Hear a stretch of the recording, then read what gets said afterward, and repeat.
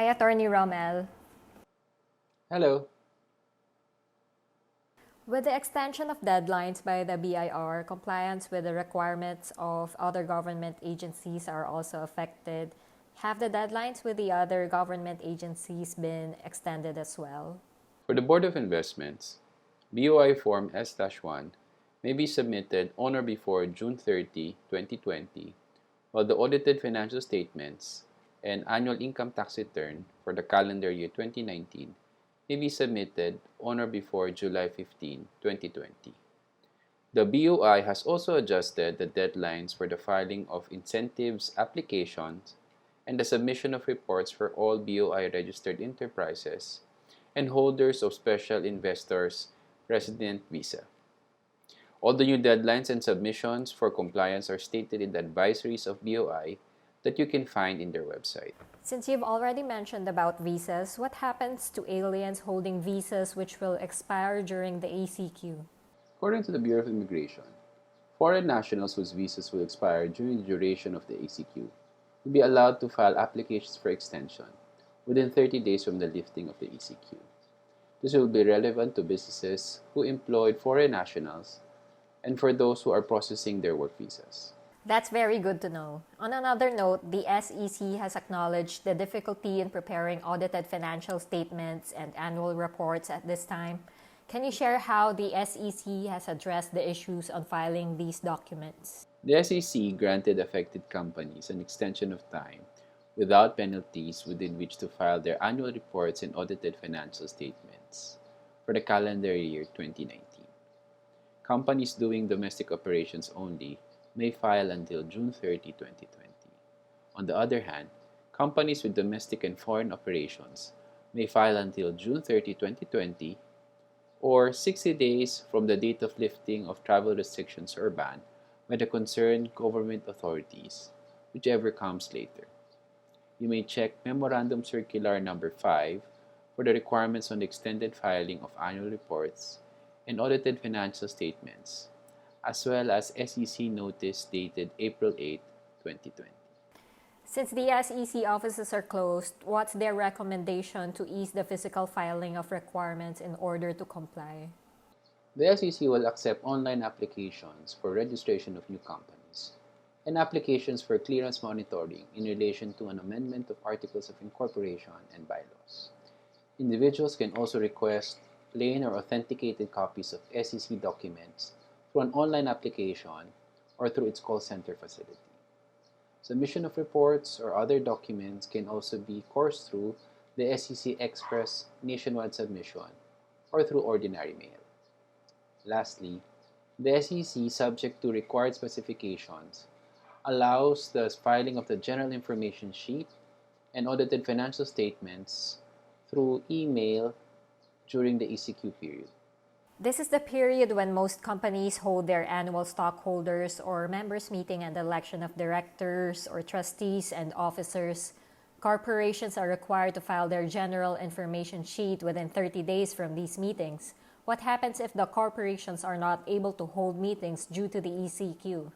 Election of directors, trustees, and officers, originally scheduled between March 1, 2020 and May 31, 2020, that is not held on account of health and safety reasons in relation to the COVID-19 pandemic, and from which the corporation has no facilities for remote communication, must be reported to the SEC within 30 days from the original meeting date, either through mail, courier, or by electronic means. It should be accompanied by a statement specifying a new date for election, which is within 60 days from the originally scheduled date. Where an election was held, the General Information Sheet shall be submitted through mail, private courier, or by email, within 30 days from the date of the actual meeting. Corporations may refer to SEC Memorandum Circular Number 9, dated March 18, 2020, for the specific guidelines for the filing of the General Information Sheet during the COVID-19 outbreak. Let's talk about the other concessions given by the government. Given the current pandemic, is there a moratorium on the monthly payment of loans under the Bayanihan to Heal as One Act? Yes, covered institutions shall implement a mandatory grace period of 30 days for all loans. It shall cover the principal loan and interest falling due within the ECQ period without incurring interest on interest, penalties, fees, and charges. The 30-day period shall automatically be extended if the ECQ period is extended by the President. Who are the covered institutions? The covered institutions are all lenders. These include banks, quasi-banks, non-stock savings and loan associations, credit card issuers, pawn shops, the GSIS, SSS, HDMF or the Pag-ibig Fund, and other credit-granting financing institutions under the supervision of the BSP, the SEC, and the CDA. What should the covered institutions observe during the moratorium? As previously mentioned, the covered institution shall not charge interest on interest, fees, and charges to future payments and amortization during the 30-day grace period. They cannot require clients to waive their rights or provisions under the Public Act No. 11469 or the Bayanihan to Hilas 1 Act.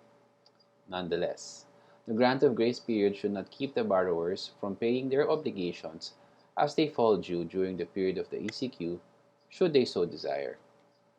During the ECQ, no documentary stamp tax shall be imposed as a consequence of the relief granted, as well as on credit extension, credit restructuring, microlending, and extensions obtained from pawnshops. Borrowers may refer to the implementing rules and regulations of Republic Act No.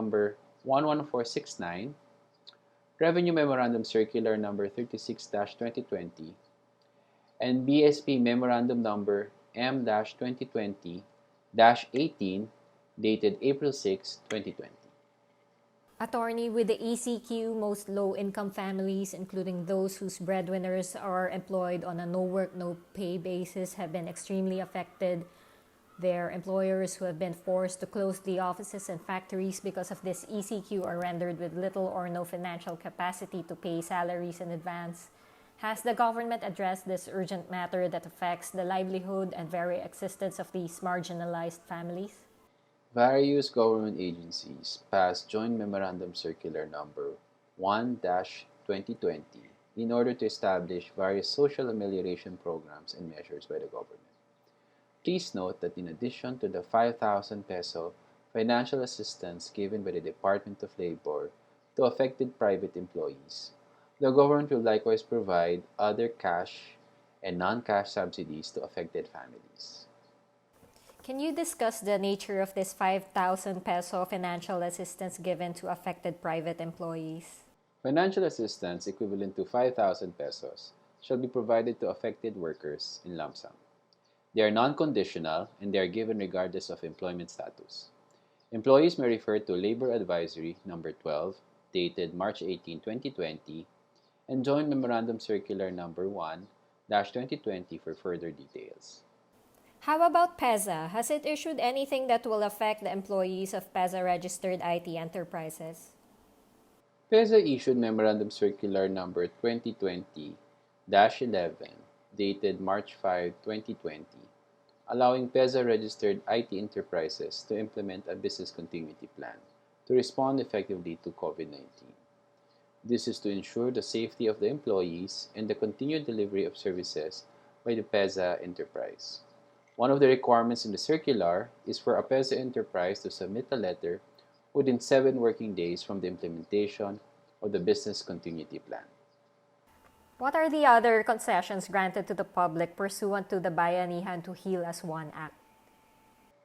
A minimum of 30 days grace period is granted on residential rents falling due within the period of the ECQ without incurring interest, penalties, fees, and other charges. The same minimum period and the non-imposition of interest, penalties, and charges are also granted on commercial rents falling due upon micro, small, or medium enterprises that have temporarily ceased operations within the period of the ECQ. The scope and the limitations of the grace period are found in DTI Memorandum Circular No. 20-12, dated April 4, 2020. Thanks, Attorney Rommel. Thanks for the discussion and take care.